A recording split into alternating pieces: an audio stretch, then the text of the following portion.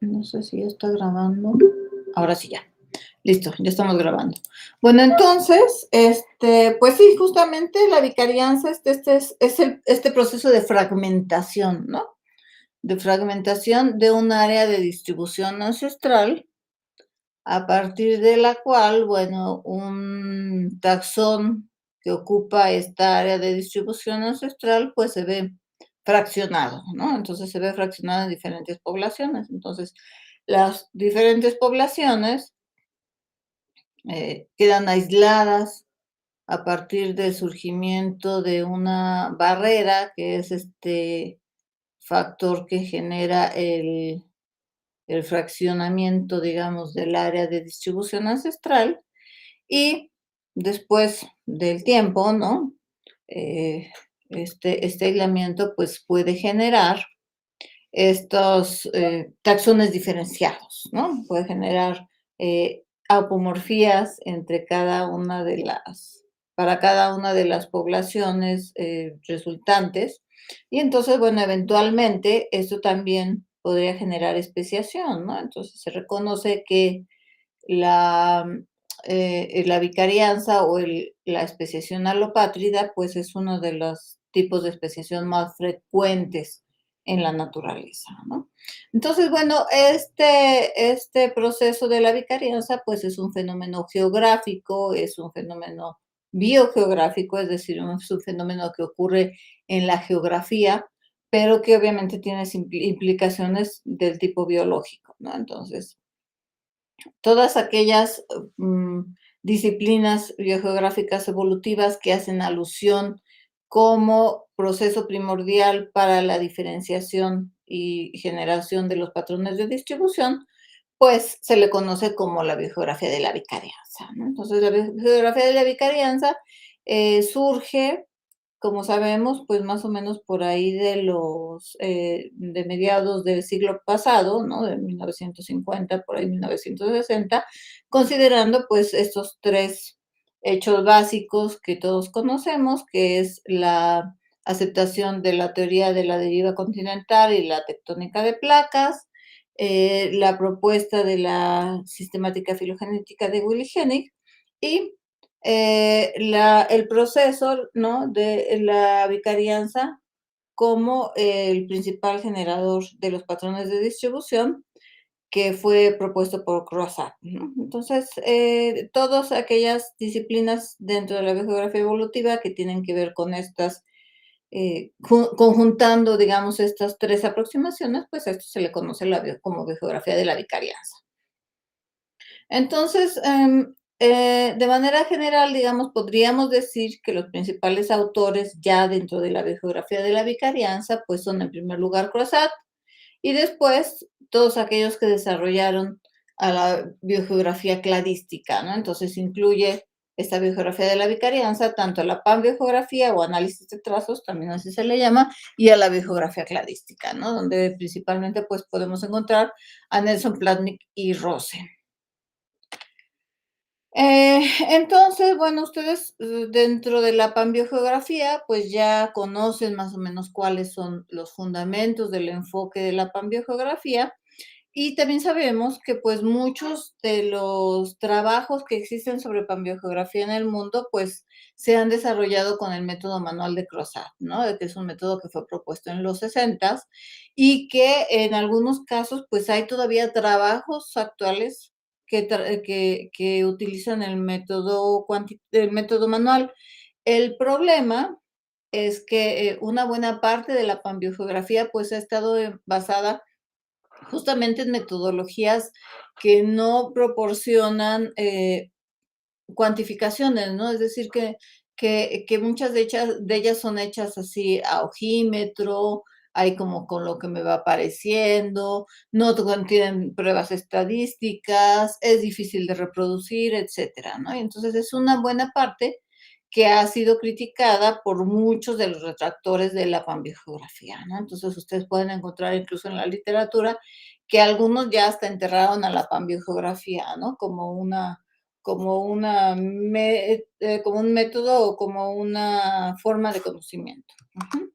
Entonces, bueno, algunos otros autores, pues, como respuesta a esto, han propuesto lo que se llama la panbiogeografía cuantitativa, ¿no? Entonces, no sé si ustedes habrán visto algo de panbiogeografía cuantitativa en sus clases de biogeo, pero esta aproximación en realidad no es tan vieja, ¿no? Esta fue propuesta por Crow en el 89 y lo que Crow decía es que, bueno, habría que darle una forma de cuantificar, sobre todo una forma estadística, una base estadística, una base matemática formal a la panbiogeografía para que pudiera tener más fundamentos, ¿no? Ya como una metodología. Entonces él dice, bueno, habrá que desarrollar lo que es la panbiogeografía cuantitativa, ¿no? Que no es otra cosa más que a un análisis de trazos que nos permite estudiar las cantidades, ¿no? Cuantificar realmente, por ejemplo, la cantidad de similitud que pueda haber en los diferentes trazos individuales para producir un trazo generalizado, ¿no? Que es el principal problema que tiene la panbiogeografía. Es decir, cómo a partir de los trazos individuales produzco los trazos generalizados. O sea, no debe ser nada más una superposición ahí al ojímetro, ¿no? Sino que debe haber un fundamento teórico, matemático, cuantitativo, estadístico, que me permita distinguir lo que sí es un trazo generalizado de lo que no es un trazo generalizado, ¿no? Entonces, esta fue la primera propuesta de los métodos cuantitativos en panbiogeografía, que fue la teoría de grafos, propuesta por Page en el 87. Entonces, desde la álgebra, ¿no? Y desde la geometría, dentro de estas ciencias matemáticas, pues ha habido buenos intentos para tratar de entender cómo los grafos pueden estar representando, digamos, un mismo patrón, ¿no? Entonces, esta teoría de grafos justamente se dedica a eso, ¿no? Pues como a entender a los grafos, que en nuestro caso son los trazos individuales, es decir, estos conjuntos de puntos y segmentos de puntos unidos a través de líneas que están asociados, ¿no? Entonces, lo que dice la teoría de grafos es que yo puedo analizar estadísticamente, matemáticamente, esta relación que tienen los puntos con los segmentos, a través de dos tipos de matrices, las matrices de conectividad y las matrices de incidencia. Ha habido grandes desarrollos dentro de las matemáticas para esta teoría de grafos. De hecho, me parece que incluso en la facultad hay materias, ¿no? Dedicadas a la teoría de grafos, pero lamentablemente nosotros como biogeógrafos, pues no hemos como recurrido mucho a estas teorías o a estas implementaciones matemáticas que al menos para la panbiogeografía podrían ser sumamente útiles, ¿no? Entonces, por ejemplo, en la teoría de grafos sabemos que los grafos pueden representarse de esta manera, de una manera gráfica, que es como nosotros generalmente los vemos cuando vemos un trazo individual. Ujú. Pero también se pueden representar de forma algebraica y también se pueden representar en forma de matrices. Entonces, cuando nosotros esto lo podemos representar en otras formas matemáticas, pues podríamos nosotros analizarlos de maneras cuantitativas y que tengan cierta significancia estadística, ¿no? Entonces, en este trabajo original de Page del 87, pues él propuso cómo debería hacerse este análisis cuantitativo usando la teoría de grafos de ese entonces, ¿no? Entonces, el método, pues, contiene los pasos básicos que tiene cualquier análisis panbiogeográfico. En primer lugar, construimos los trazos individuales, los orientamos en el caso en el que los podamos orientar. Acuérdense que la orientación de los trazos individuales es un proceso teórico muy interesante, pero práctico para nada, ¿no? Porque generalmente todos los trabajos que se han publicado sobre panbiogeografía ninguno tiene trazos individuales orientados. La orientación de los trazos es un proceso tan discutible que la mayoría de la gente no lo hace, ¿no? La mayoría de los científicos decimos, no, no orientemos los trazos individuales, porque si de por sí ya tenemos montones de supuestos acerca de los trazos individuales, pues si le metemos más supuestos, va a ser muy difícil que podamos encontrar algún resultado que pueda ser confiable, ¿no? Entonces, entre más especulación le metamos a los estudios, acuérdense de ahí de la parsimonia, pues, menos probables pueden ser que sean las respuestas correctas, ¿no? Entonces, sin embargo, este método de las matrices de conectividad e incidencia requieren sí o sí trazos individuales, orientados, ¿no? Sin embargo, podríamos también utilizar ¿cómo se llama? La teoría de grafos, sin que tuviéramos trazos individuales orientados. Si hay alguna forma de hacerlo a través solamente de matrices de conectividad, ¿no?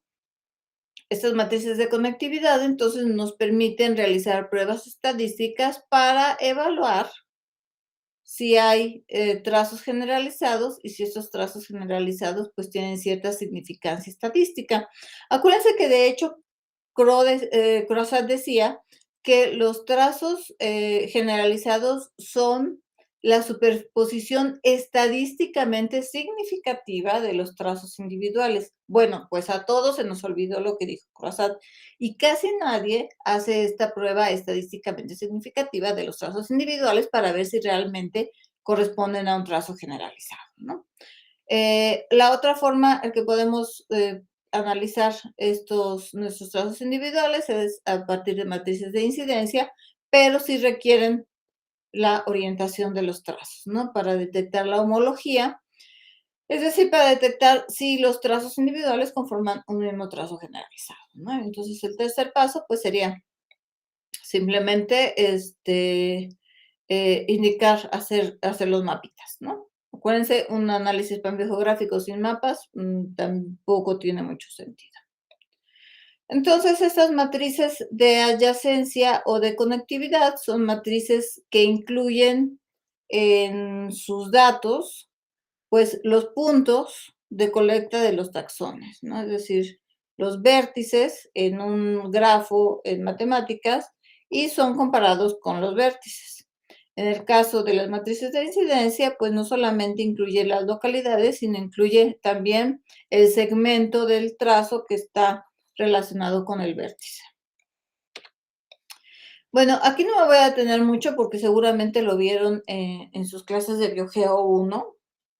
Estas matrices de conectividad, entonces, son las más importantes que utilizamos cuando no tenemos trazos individuales orientados y bueno, es una matriz de localidades por localidades, ¿no? Entonces, lo que hacemos es comparar localidades contra localidades de diferentes trazos individuales, ¿no? Este es un trazo individual, este es otro trazo individual y podemos simplemente analizar la conexión o también analizar la orientación.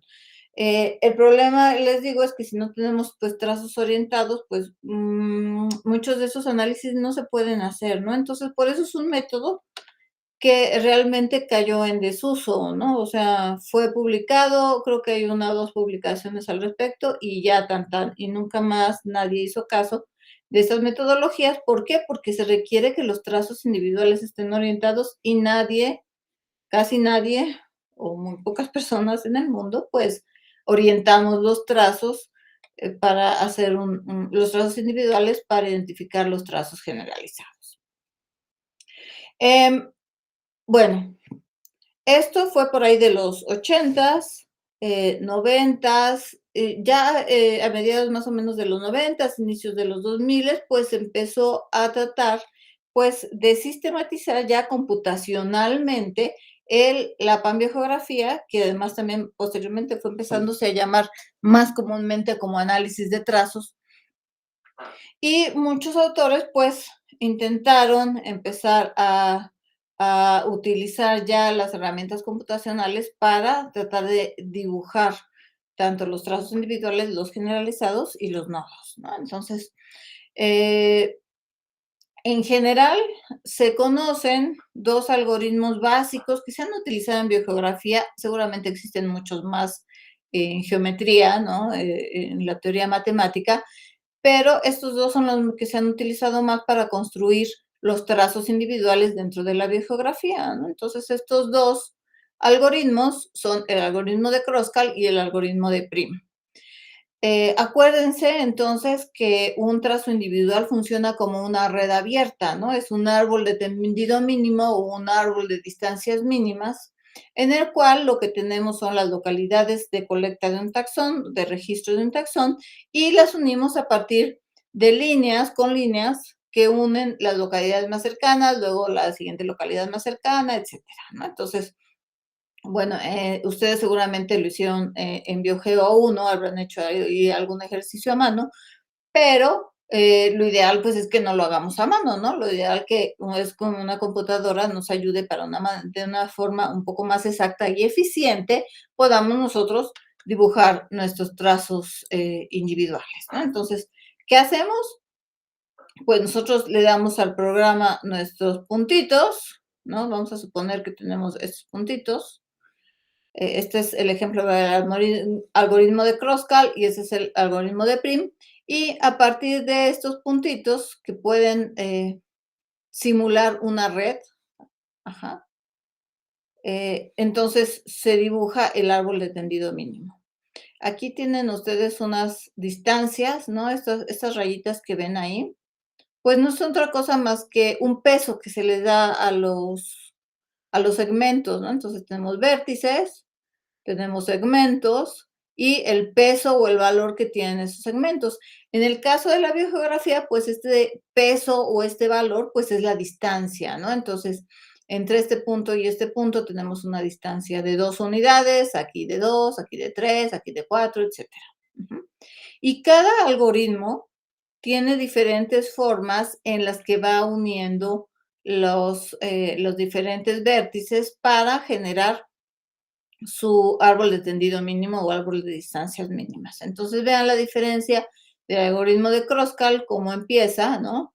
Respecto al algoritmo de Prim y cómo se van agregando, dependiendo de las reglas de cada algoritmo, los diferentes vértices, ¿no? Hasta que al final podemos tener este árbol de tendido mínimo para el algoritmo de Kroskal y este árbol de tendido para el algoritmo de Prim. Ahora, entonces, nos enfrentamos a un problema que no habíamos visto antes, ¿no? Que dependiendo el algoritmo que nosotros usemos para dibujar nuestro trazo individual, pues podemos tener cosas un poquito diferentes, ¿no? Y vean que es exactamente la misma colección de puntos de colecta, pero el resultado de los trazos individuales, que estarían aquí en el número 6, pues pueden ser diferentes, ¿no? Entonces, estas son cosas que ni siquiera habíamos reflexionado desde el punto de vista de la panbiogeografía. Así entonces, se empezaron a desarrollar ya eh, métodos más sofisticados, ¿no? Para la identificación de los trazos generalizados, que es el meollo clave de la panbiogeografía, o sea, no, de todo el método, ven que ya hay problemas en el dibujado de los individuales, pero el dibujado de los generalizados es el problema clave más importante desde el punto de vista biogeográfico de la panbiogeografía que no se ha podido resolver, ¿no? Entonces, empezaron a haber varios desarrollos computacionales para, pues, para tratar de facilitar la labor de un análisis panbiogeográfico y sobre todo darle la formalidad matemática que requería, ¿no? Entonces, en el 2004 se produjo esta es una extensión de un sistema de información geográfica que seguramente ustedes no conocen ni ya conocerán porque es ArcView, ¿no? Que fue como el abuelito del ArcGIS, y que en este caso, este autor, Rojas Parra, pues lo que hizo fue desarrollar una pequeña herramienta para este sistema de información geográfica, ¿no? Entonces, este es un archivo ABX que uno pega donde está el software y tiene varias funciones, por ejemplo, dibuja los trazos individuales, ¿no? A través del algoritmo de Prim. Aquí, Camilo Rojas Parra fue muy claro diciendo que los trazos individuales se elaboran con el algoritmo de Prim y, sin embargo, el dibujado del trazo generalizado siempre quedó así como que medio volando, ¿no? Porque si uno si uno le pide al programa, por ejemplo, que dibuje un trazo generalizado a partir de 2 trazos individuales, pues lo que hace el software es dibujar un área de influencia, un buffer alrededor de cada trazo individual y entonces con eso dibuja el generalizado. Pero nunca nos contó Rojas Parra de qué tamaño era ese buffer, qué tan cerca deberían estar los trazos, nada, ¿no? Entonces, de tal forma que ustedes le pueden dar 2 trazos individuales cualesquiera y puede ser que dibuje algo o puede ser que dibuje nada, ¿no? Y no sabemos cómo funciona. Y bueno, los nodos simplemente se identifican a través de la intersección de los trazos generalizados, lo cual es sumamente sencillo, ¿no? Es una operación de sistemas de información geográfica que solamente hace una intersección, donde encuentra la intersección, dibuja el nodo. Más adelante, Jonathan Liria en el 2008, pues propuso que ya que no existía, digamos, un programa que pudiera hacer esto muy claramente, un análisis pandemorfia propuso una cosa que se le llamó método combinado. Este método combinado utiliza los sistemas de información geográfica y el análisis espacial para hacer un análisis de trazos, ¿no? Entonces, los trazos individuales se hacen con un algoritmo parecido al de Crosscal. No es Crosscal, pero se parece a Crosscal. Este, este algoritmo, pues lo desarrollaron estos señores Rosenberg y Anderson, que están en el programa Passage, ¿no? En algún momento yo les pregunté, oigan, ¿cuál es el algoritmo que utilizan para hacer los individuales? Y me dijeron, bueno, pues es que nosotros lo inventamos y se parece a Crosscal, ¿no? Entonces fue lo que me dijeron. Dije, bueno, está bien. Entonces, este programa lo que hace es hacer los trazos individuales con algo parecido al algoritmo de Crosscal. Los trazos generalizados los hace a partir de un buffer. Vean, aquí están los pasos para obtener el trazo individual. Es a partir de una matriz de conectividad con el algoritmo de Crosscal. Y después dice Jonathan Liria, bueno, luego mejor hay que ir a otro programa, a un SIG, que en este caso era MapInfo. Creo que MapInfo tampoco existe ya, para digitalizar los trazos individuales. Y luego íbamos de nuevo a RView, que es el que les digo que seguramente ya nadie conocerá porque es un programa muy viejo. Se hace un buffer, ¿no? Alrededor de los trazos individuales y entonces con este se produce el trazo generalizado, ¿no? Y finalmente, la intersección de los polígonos, de los trazos generalizados, pues produce los nodos. Más o menos simultáneamente, Cavalcanti, ¿no? Que es un investigador brasileño, propuso en 2003 un nuevo programa que se llamaba Croissant, ¿no? Entonces, este programa Croissant también estaba ya era un programa independiente de los sistemas de información geográfica y bueno, tuvo varios desarrollos hasta más o menos 2010 en el que ya se dejó de usar, ¿no? Bueno, ya no tuvo más, ¿cómo se dice? Ya no les dan más mantenimiento, ¿no? Entonces, este programa Croissant, pues lo que tenía era un algoritmo de prim y con una modificación de Page del 87 para elaborar los árboles de tendido mínimo, para identificar los trazos generalizados hacia un método de compatibilidad de trazos, ¿no? Que es algo parecido a la parsimonia, por ahí se han de acordar de sus clases de sistemática de los métodos de compatibilidad que fueron anteriores a la parsimonia. Y bueno, estos eran los algoritmos que usaba de compatibilidad, Brodnik-Kerbosch del 73 y Fesenstein del 93. Y finalmente, pues se realizaba esta prueba estadística de la que hablaba Croissant con base en los métodos de Crow, Henderson y otros. Entonces, bueno, parecía que prometía mucho. Sin embargo, perdón, déjenme regresarme, les voy a terminar de contar la historia de Croissant. Pues algunas personas intentamos utilizarlo, era difícil de instalar, era difícil de manejar. Mm, creo que muy pocas personas realmente podían publicar con Croissant, ¿no? Entonces, se dejó de usar, más o menos por ahí del 2010, ya no se le dio mantenimiento, nada.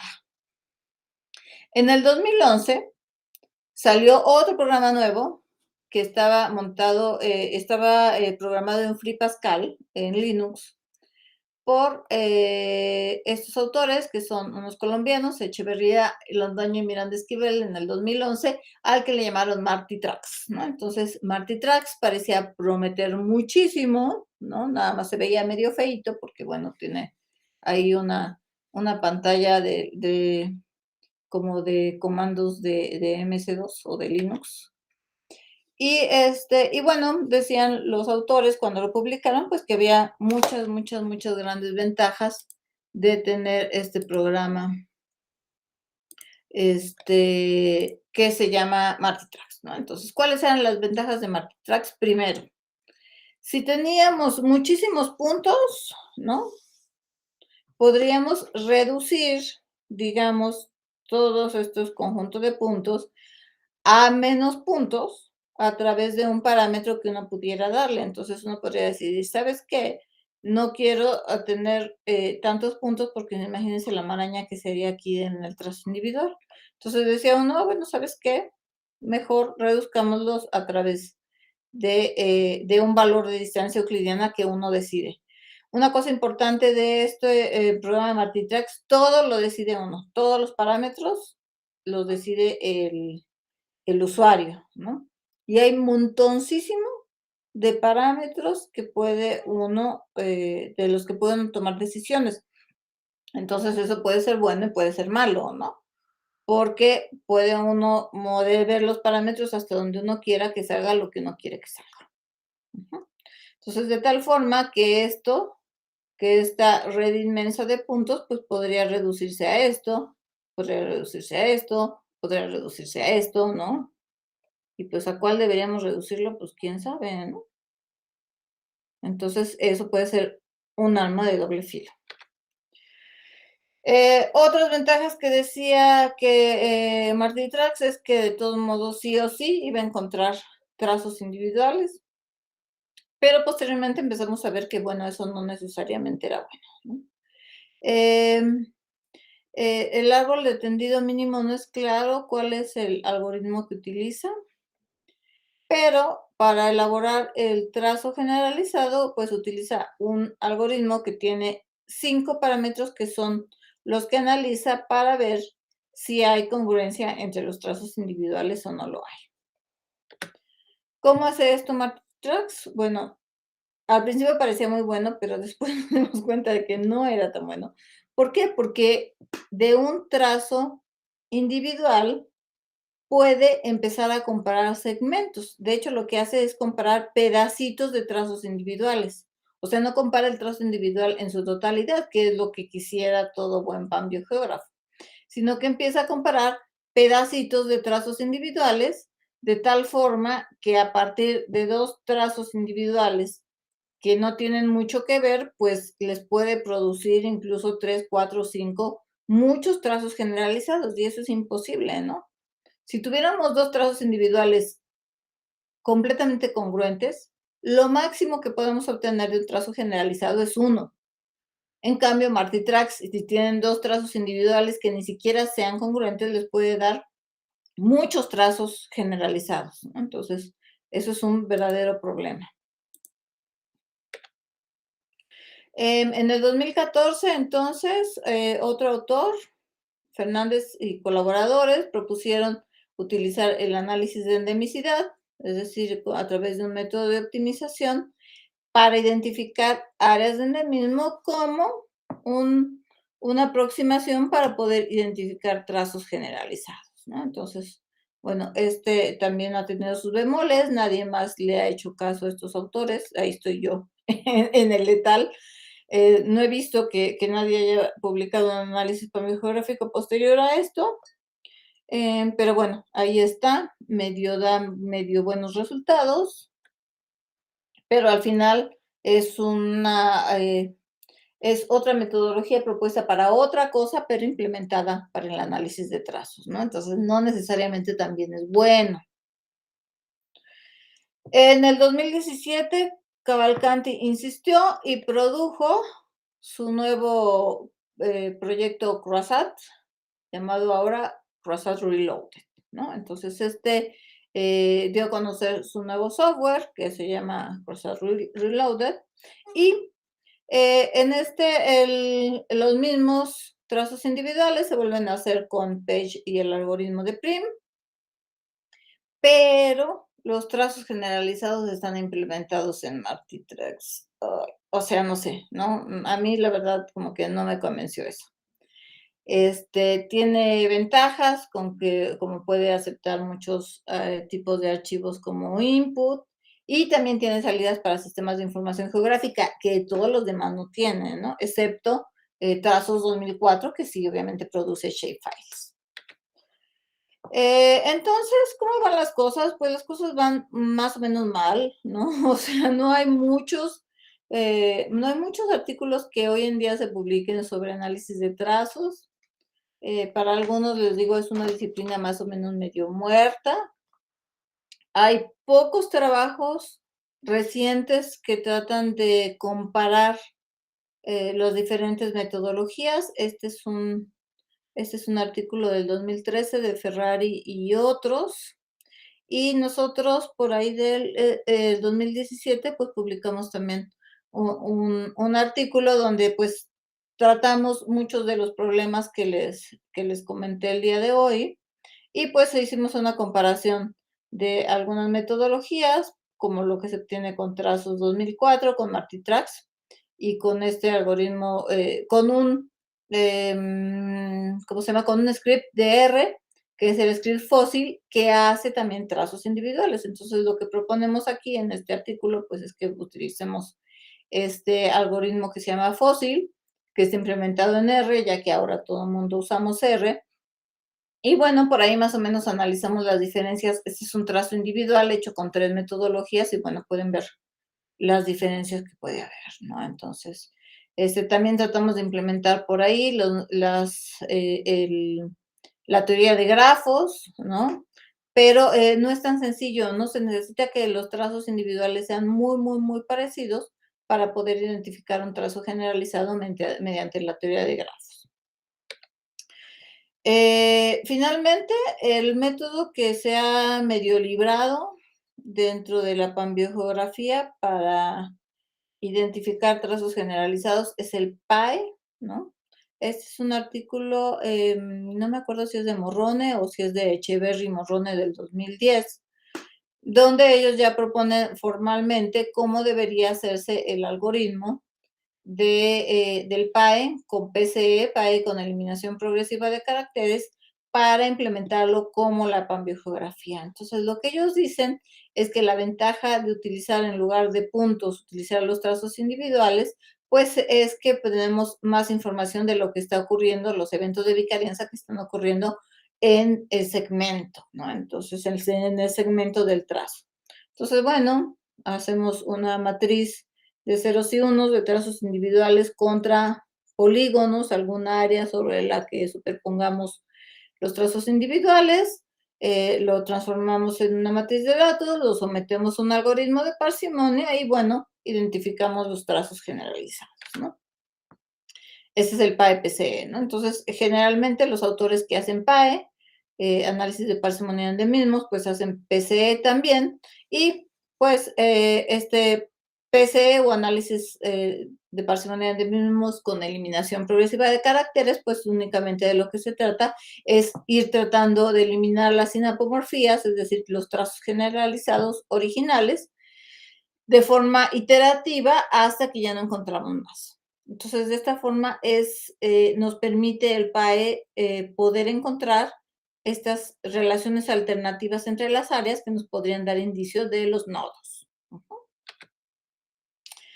Y bueno, finalmente podemos encontrar esto que le ha llamado panbiogeografía molecular, que es un desarrollo que ha propuesto Michael Hetz, en 2012, 2014, tiene 2 libros al respecto y varios artículos, tratando de contrarrestar un poco la aproximación como de la filogeografía, ¿no? y en general de los análisis filogenéticos moleculares que están interpretando siempre, ¿no? A la representación espacial de las filogenias como procesos de dispersión, ¿no? Entonces dice Hertz, es que, ¿por qué lo están siempre interpretando como dispersión si ya habíamos superado esa etapa, ¿no? Ya sabemos que la vicarianza era el fenómeno o el modelo que nos permitía resolver los patrones de distribución, ¿no? Entonces, uno de los principales problemas que dice Hertz que deriva a todo este asunto de que se le ha dado un nuevo boom a la dispersión, tiene que ver con el reloj molecular, ¿no? Entonces, por ahí Hess tiene ya un montón de publicaciones donde critica al reloj molecular y por lo tanto critica a esta primera suposición de que en la filogenia lo que vemos es un patrón de distribución, es un patrón de dispersión y no un fenómeno de vicarianza. Bueno, vamos a hacer una pausita aquí. ¿Dudas, preguntas, comentarios de esta parte? ¿No? No, creo que todo bien. Todo bien. Pues es muy brevemente la historia de la triste historia de la panbiogeografía en los últimos años. Y ahora vamos a ver la triste historia de la biogeografía cladística en los últimos años, ¿no? Entonces, bueno.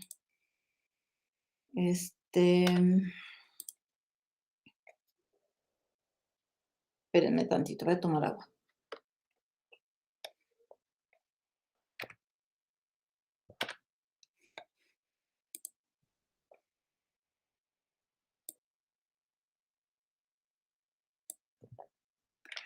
Listo, bueno. Pues en el caso de la biogeografía cladística, pues tampoco podemos decir que las cosas van, todo va como miel sobre hojuelas, porque no es cierto, ¿no? Entonces, bueno, rápidamente, el meollo del asunto dentro de la biogeografía cladística, metodológicamente, ha sido esto, ¿no?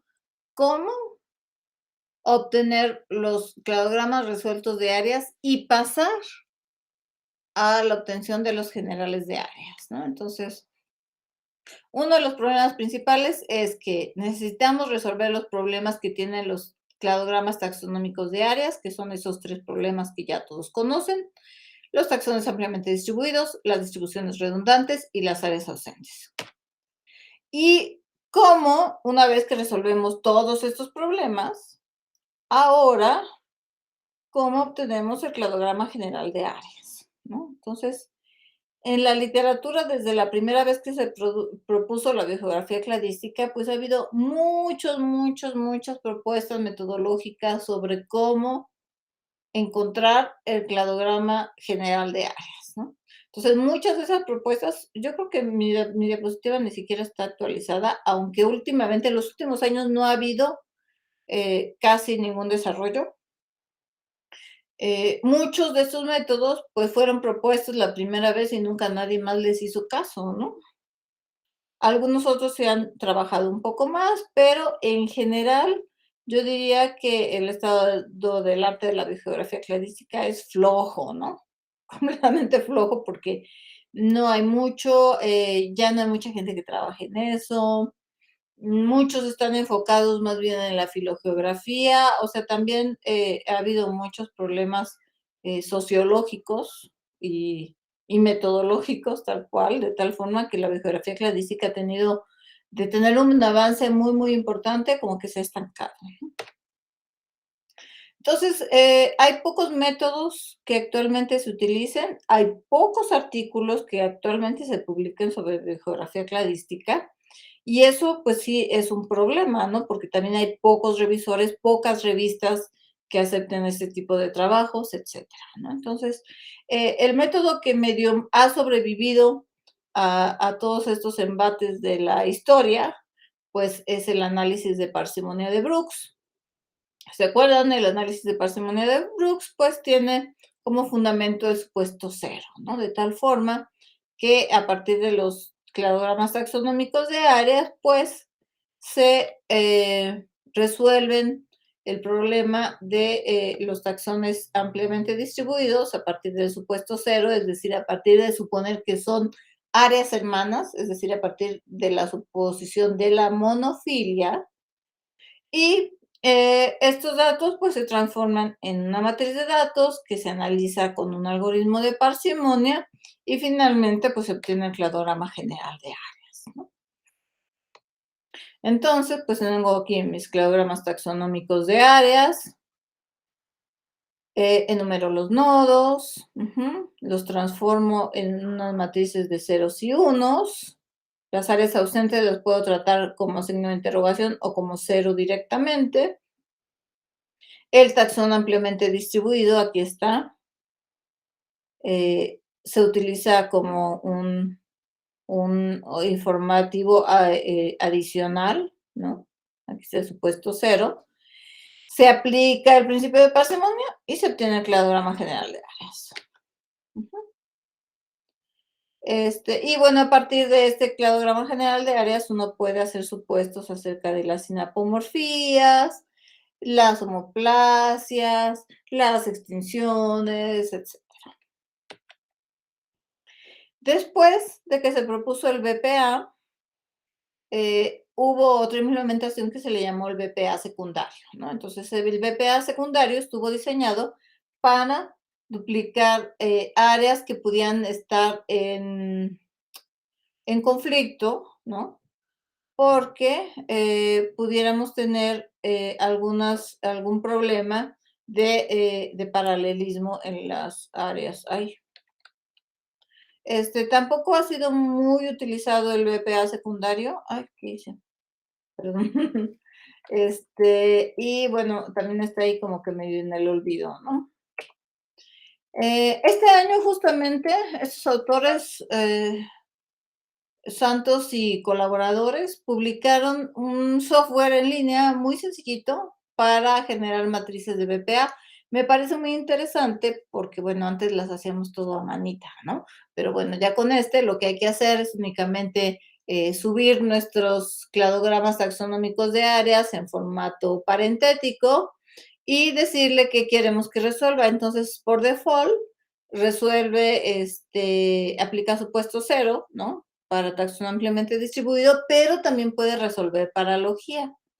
Entonces ahí tiene una cosa adicional. Ahorita vemos lo de la paralogía, pero sigamos un poquito con estos métodos. Está el método del análisis de árboles reconciliados, que por ahí de repente se publica alguna cosa sobre árboles reconciliados, pero en general no. En general no para biogeografía, pero sí para otras ramas de la ciencia, por ejemplo, para parasitología, sí, ¿no? Árboles reconciliados, acuérdense que también se le llama máxima vicarianza o coespeciación máxima, y bueno, lo que se hace en este método, pues es que se empatan, digamos, las filogenias y nos inventamos, entre comillas, ¿no? Fenómenos de duplicación o de extinción para hacer que las filogenias puedan empatar y así obtener nuestro nuestro cladograma general de áreas. Más recientemente, estos autores, Nelson y Leidish, Parenti, Evach, etcétera, han propuesto que podríamos combinar tanto los subárboles libres de paralogía con el método transparente. Para que se acuerden, la paralogía geográfica no es otra cosa más que el problema de distribución redundante, ¿no? Nada más que, bueno, esta es una forma más rimbombante de llamarle a ese problema, ¿no? Pero entonces, estos métodos están desarrollados en especial para resolver el problema de la distribución redundante. Acuérdense que también cada método biogeográfico cladístico pues está enfocado en resolver casi siempre de manera prioritaria uno de los tres problemas, no los tres. Sin embargo, Evach y Parenti proponen algo que se le llama el método transparente, ¿no? El contrario del método turbio, que no sé cuál podía ser, porque resuelve tanto la paralogía geográfica como los taxones ampliamente distribuidos. métodos, ¿no? Entonces, en esta metodología, pues, lo que se hace es aplicar ciertas reglas para obtener los subárboles libres de paralogía y también resolver el asunto de los taxones ampliamente distribuidos. Entonces, esto está implementado. Hay varios programas en donde está implementado esto. El más reciente es este, ¿qué hice? ¿No? Este programita que se llama TAS. Y bueno, una vez que obtiene los subárboles libres de paralogía y sin sin las distribuciones amplias, pues se analiza más la matriz de datos con un algoritmo de parsimonia, ¿no? Igual que en el BPA. Entonces, bueno, como pueden ver, pues es lo mismo, algo muy parecido en biogeografía cladística como en panbiogeografía. Tenemos muchos métodos, ninguno universalmente aceptado, ninguno podemos decir, este es el bueno, este es el que funciona. Y hay tantos métodos que hay varias clasificaciones de métodos, ¿no? Entonces, por ejemplo, esa clasificación de métodos, pues se basa en si los métodos identifican patrones o si identifican eventos, ¿no? Entonces, también hay más métodos y más clasificaciones de métodos, ¿no? Esta es una clasificación de métodos más o menos vieja, pero se sigue utilizando hasta hoy, ¿no? Los métodos que son a posteriori y los métodos que son a priori.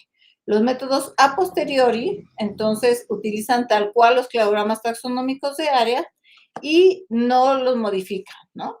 En cambio, los métodos a priori sí modifican los cladogramas taxonómicos de áreas resolviendo los problemas a partir de los supuestos, ¿no?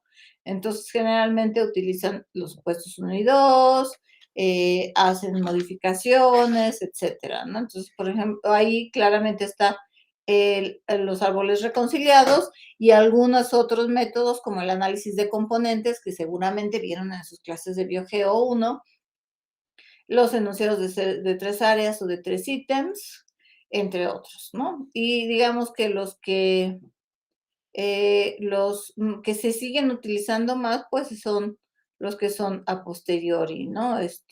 Por ejemplo, aquí el BPA, que utiliza el supuesto cero, pero que en realidad no modifica mucho los cladogramas taxonómicos de áreas, pero el método transparente y el subárboles libres de paralogía estarían dentro de los métodos a priori.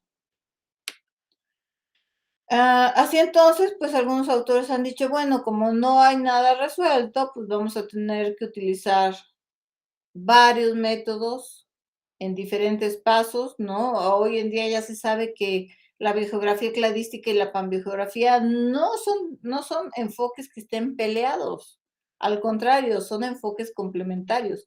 La mayoría de los enfoques en la biogeografía evolutiva, como lo ha dicho Morrone y en varias de sus publicaciones está, pues realmente lo que necesitamos es una biogeografía integrativa, ¿no?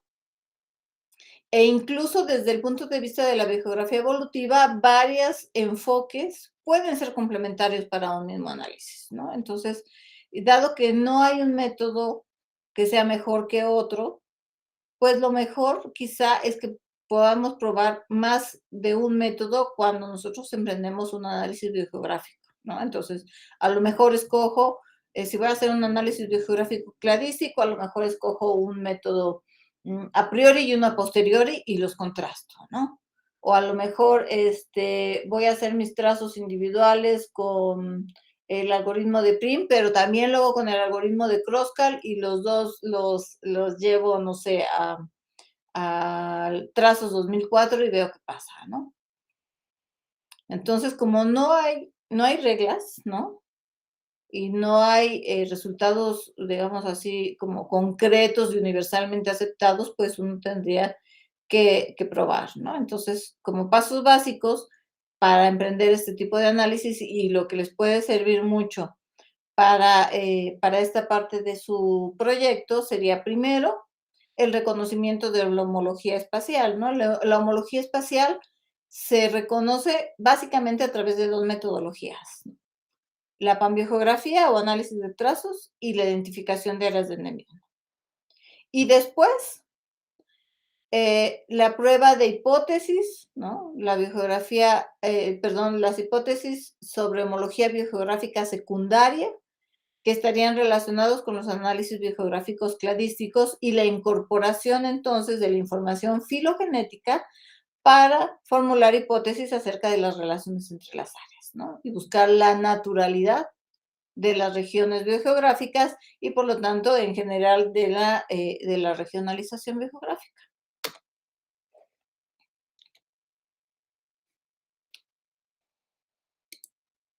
Listo.